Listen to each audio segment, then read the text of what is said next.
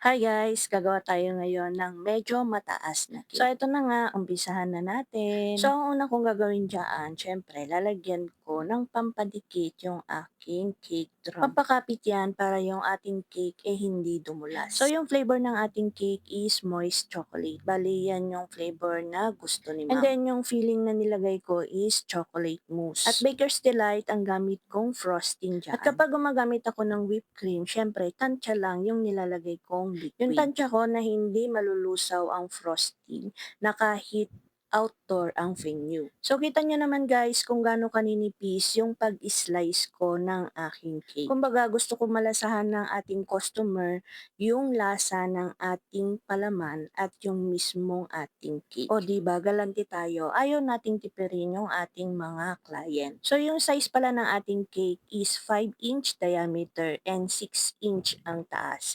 Kaso syempre, dahil meron tayong nilagay na palaman, tumaas pa siya.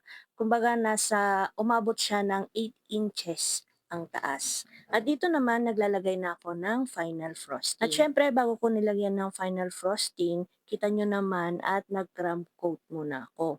Para syempre, yung mga crumbs hindi kumapit o hindi kumalat sa ating final frosting. Hindi magiging dungis yung ating cake. Ganon. At bago ko nilagyan ng final frosting, nilagay ko muna yan sa chiller hanggang mag-set yung kanyang crumb coating na nilagay ko. At para mas kumapit yung final frosting natin, mag-set siya agad dun sa ating cake. And then, lalagay ko muna yan sa chiller.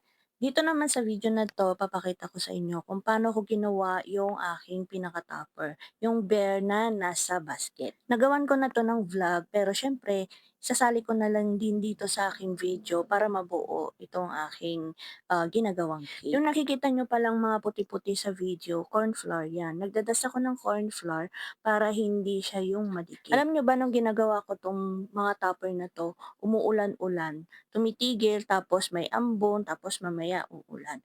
Alam nyo naman na kapag mga ganitong fondant or gum paste ang gamit natin, kapag maulan, nagmo-moist siya.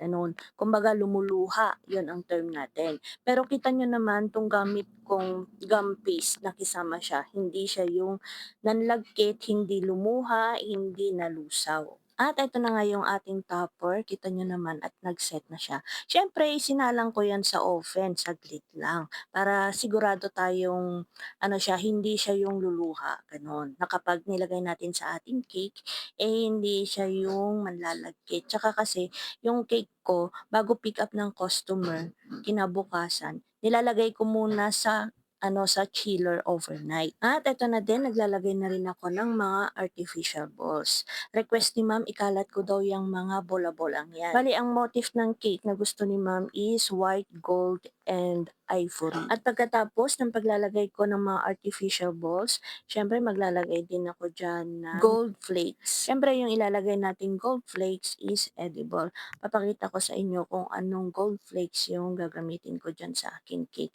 Yan yon, Easy Sparkle Edible Gold Flakes. At yan nga, isa-isa nating ikakalat yan, maliliit na gold flakes na yan, o diba? Para ang dali-dali lang siyang idikit. Pero syempre kailangan nating dahan-dahan yung paglalagay dyan. Kasi nga, yung ating cake is malambot. Ganon. At naglagay na rin pala ako dyan ng gold dragées. At nagpadagdag na pala si ma'am ng 12 pieces cupcakes. Makwento ko na nga lang din pala kung paano ko naging customer si ma'am. Bale, natikman kasi niya yung cake ng kanyang pamangkin. So, nung natikman niya, syempre nagustuhan niya, kaya siya napa-order sa amin. Kaya naman, sa mga naghahanap ng mga customized cake at gustong matikman kung gaano kasarap ang aming cake, mag-message lang kayo dito sa aming business page. Libre ang magtanong. Hanggang sa muli!